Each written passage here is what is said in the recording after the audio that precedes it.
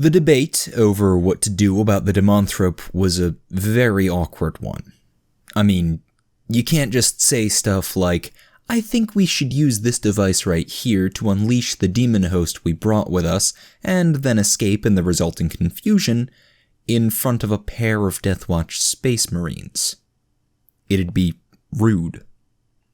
Also, they'd shoot us, so we had to be careful not to say anything about the demon, or Spot, or escaping, or anything even remotely related to what was going on, really.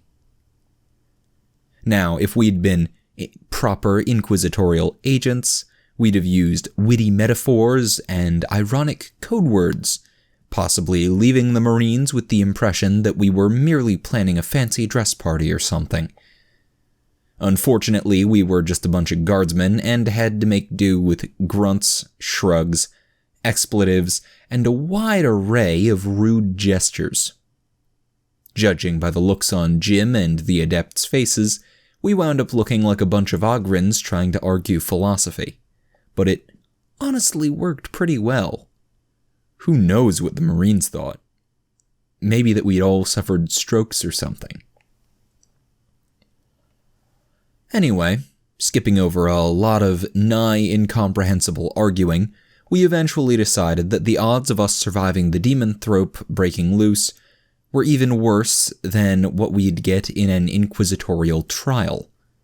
Unless, that is, the bug only broke partway out, and they pinned smuggling a demon host into an inquisitorial facility on us, along with everything else. Put together, it was enough to convince Sarge that our best option was to fess up to the Demonthrope's true nature, and hope we got bonus points for saving whichever idiot was in the process of releasing it. That decided, Sarge stood up, walked towards the Marines until they ordered him to stop or be shot full of holes, told them that the zoanthrope we'd delivered had been possessed by a demon, and asked them to warn the Inquisitor not to mess with its containment. Heart Marine called them a liar, and Grumpy Marine called them a heretic.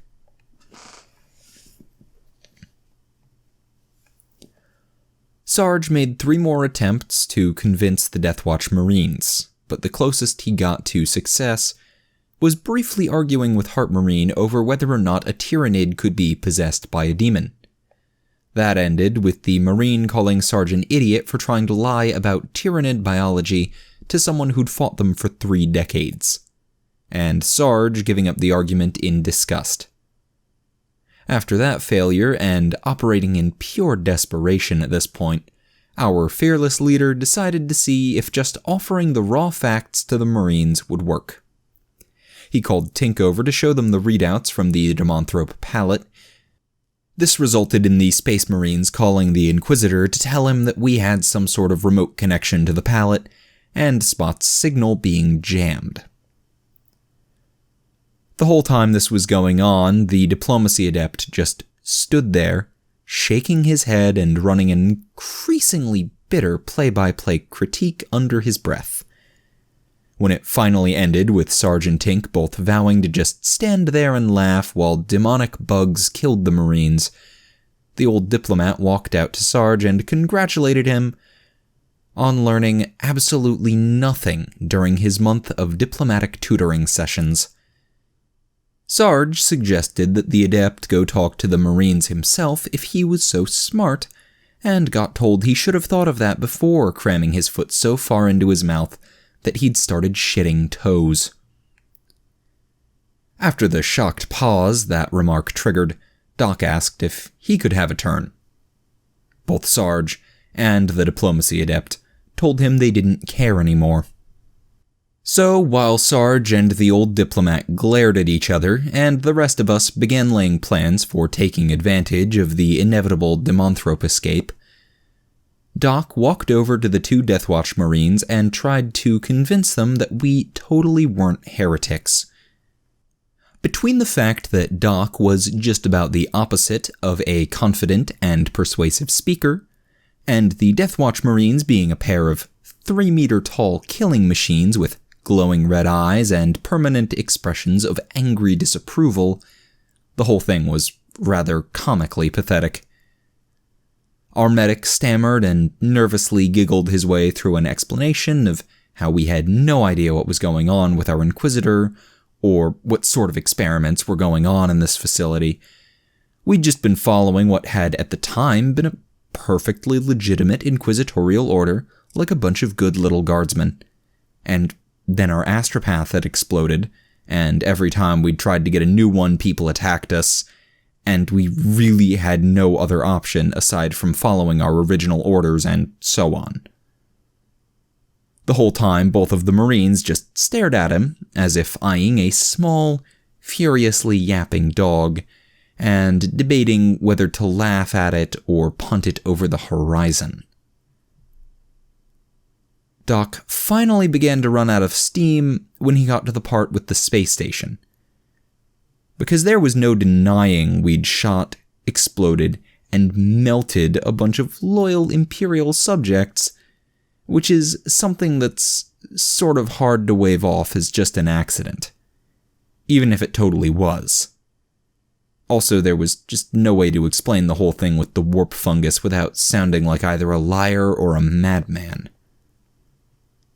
He stuttered to a stop, stared at the impassive Space Marines for a few seconds, and then, in a burst of sudden confidence, announced that at least we definitely hadn't murdered any Space Marines. In fact, except for the one that had gotten skewered by the Hive Tyrant, all of them were still alive, and he could prove it since Sergeant Gravis was currently in our shuttle. Upon hearing Doc's statement, Heart Marine rocked forwards a step, paused for a few seconds to have an inaudible argument with his partner, and then finally told the medic to show him Gravis. A minute later, they came back out, collected the still freaking out Jim, and then wheeled Gravis's stasis unit out onto the landing pad.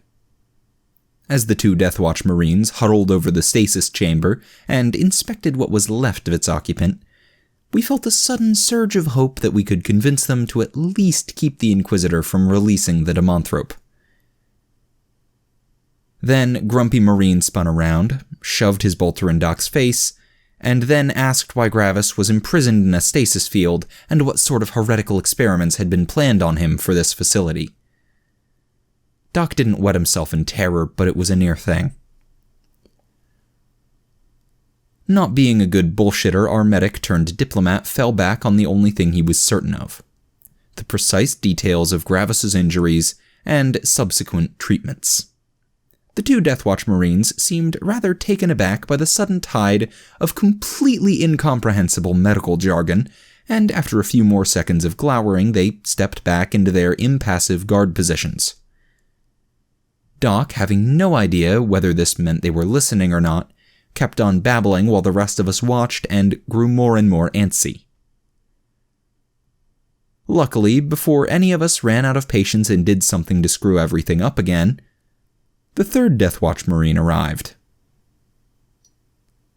This Marine was completely different from the other two. In addition to the colorful shoulder badge, blue with a comet on it, his black armor was decorated with white bits, and he was carrying what even us uneducated guardsmen could recognize as apothecary tools. He came out of the base's elevator at a dead sprint, skidded to a stop in front of Gravis's stasis unit, and began bellowing questions at Doc.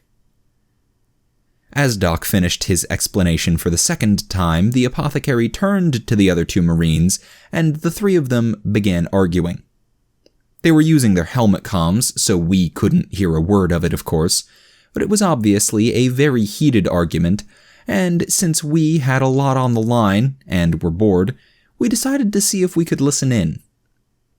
Approximately half a second later, Tink managed to get his drone controller tuned to their comm frequency, and had started working at cracking it. All three Marines turned to face us, and Jim sprinted over. The tech priest yanked Tink's controller away from him, and suggested that if we wanted to die, shooting ourselves would be a far more pleasant way to go then getting caught in a half-assed attempt at etheric warfare. Tink eventually got his controller back, but only because Sarge promised not to let him use it anymore. Anyway, the Space Marines resumed their argument after that little hiccup, and after another few minutes of agonizing wait, seriously, it had been about 20 minutes since we'd received the warning about the Demonthrop's containment being disabled, they apparently reached a decision. The apothecary announced his intention to temporarily revive Gravis and obtain testimony from him. Doc asked how this was possible, Gravis's lungs being rather non-functional, C cut in half, in addition to the whole being comatose thing. He was told to stop asking questions and be prepared to assist as necessary.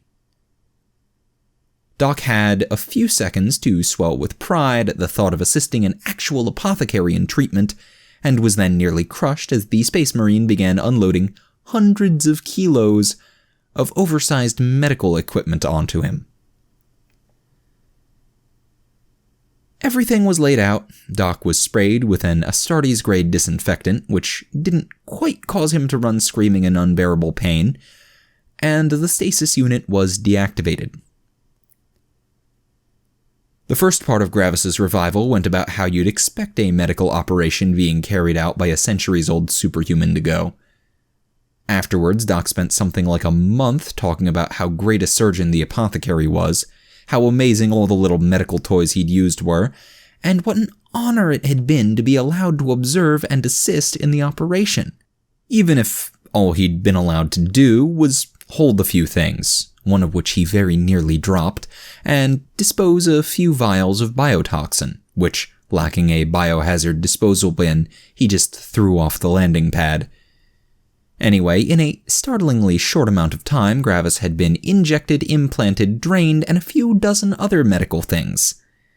And then the apothecary deftly popped the torsified Space Marine out of the power armor which had kept him alive for so long. I can't really say what we expected the next step of the process to be. Perhaps something involving some sort of superpowered stimulants and blink twice for yes or something.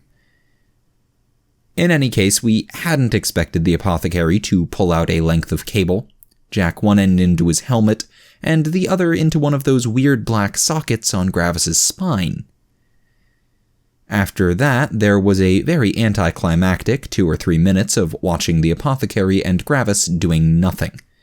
And then the cable was detached, Doc was told to clean up and re-engage the stasis field, and the apothecary went back to arguing with the other 2 Deathwatch Marines. Once again, we stood around like a bunch of pissants, watching a conversation we couldn't hear. But at least it was more interesting to watch this time. If their last argument was heated, this one was practically molten. The Marines were actually yelling loud enough for us to hear the occasional word through their helmets. There was a lot of gesturing going on, and the Heart Marine seemed especially furious about something we really hoped wasn't us.